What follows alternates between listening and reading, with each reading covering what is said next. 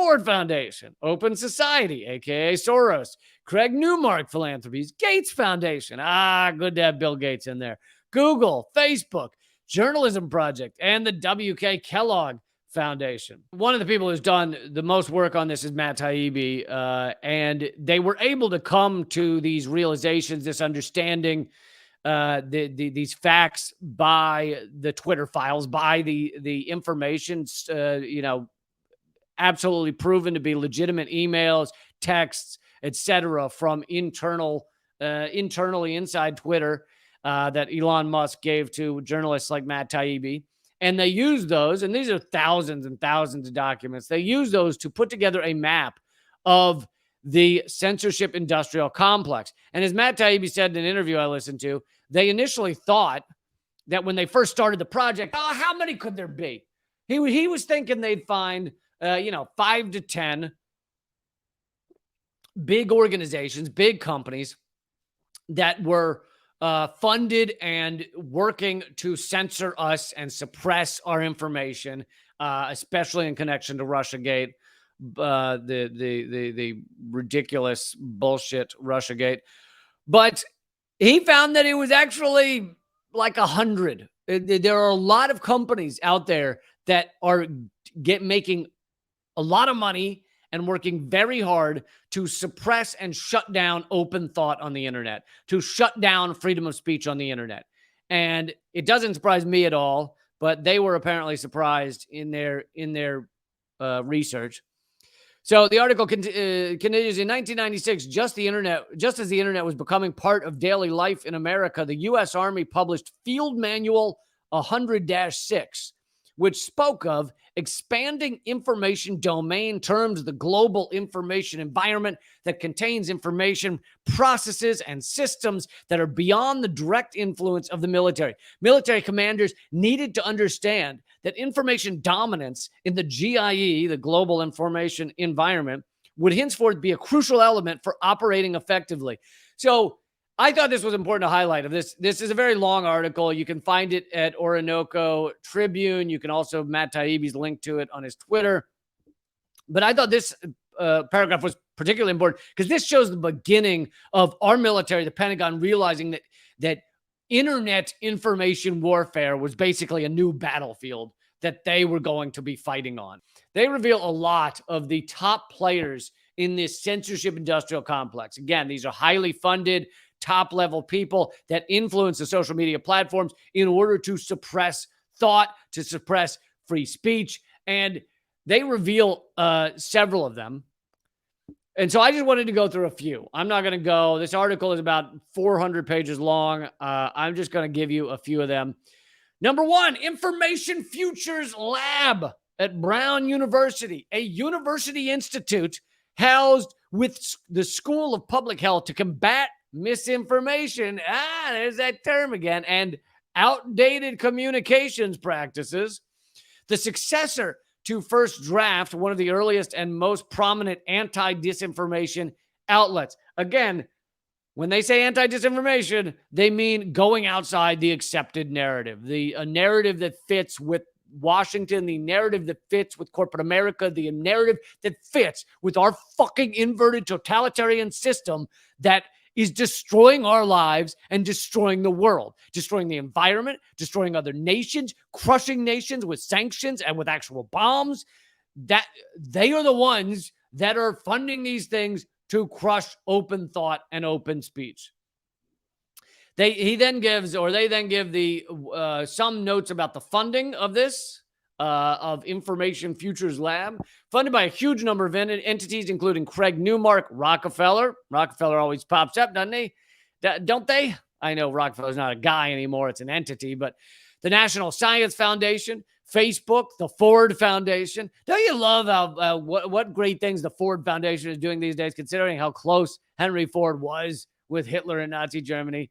Hitler loved Ford. Hitler had a life-size painting of Ford in his Munich office. Not kidding. Hitler also gave Ford the top Medal of Honor in Nazi Germany. Now, it was before World War II, but when asked if he would give back, if the Ford company would give back the medal once World War II had begun, they said, "Oh no, we don't want to start doing something like that, giving back Nazi medals now.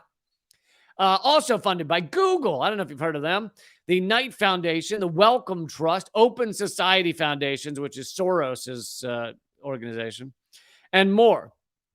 Funding for the IFL includes the Rockefeller Foundation for a Building Vaccine Demand Initiative. In the Twitter files, First Draft is featured extensively in the files. They were the first proposed name when Twitter decided to assemble a small group of trusted people to come together to talk about what they're seeing and influence how much we're censoring people. Number 2, Medan. Type of organization, medium-sized nonprofit specializing in technology and countering disinformation, meaning anything I say. You may have read about them when Medan ran a range of COVID-19 misinformation initiatives to support pandemic fact-checking efforts with funding for big tech. The Omidyar Foundation, Omidyar, of course, the billionaire that funded The Intercept. The Intercept, of course, has done some good work, but has also outed more whistleblowers than I think any entity maybe on planet Earth. Intercept is like a whistleblower capturing fucking machine. They just get whistleblowers arrested.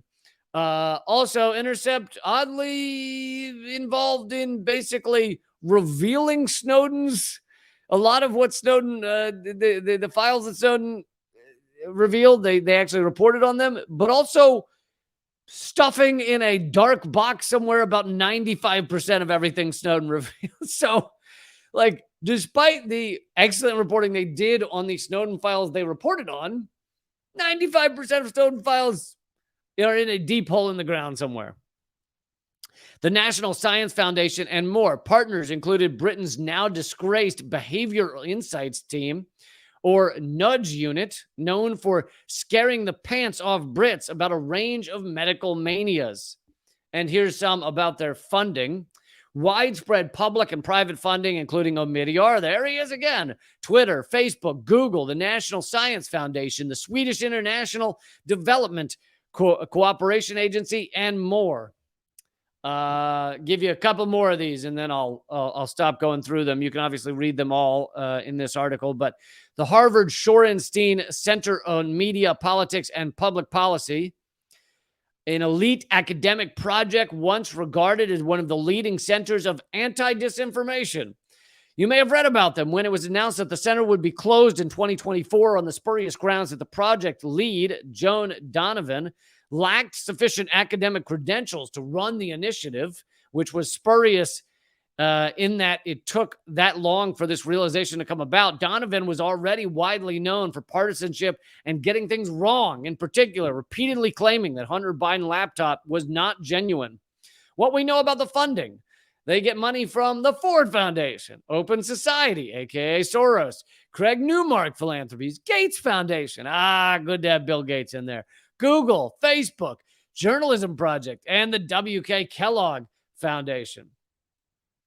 The Public Good Projects gets money from Google and Rockefeller. Graphica gets money from the Department of Defense for the 2022, for 2020 to 2022 to support and stimulate basic and applied research and technology at the educational institutes, boasts of partnerships with the defense, DARPA, and the U.S. Air Force. According to USAspending.gov, defense agencies have provided almost $7 million.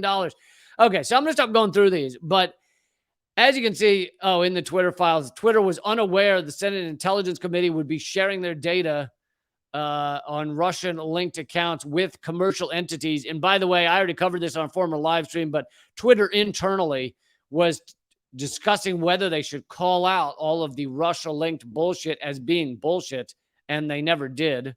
They decided it might harm them to call out Russiagate in that way.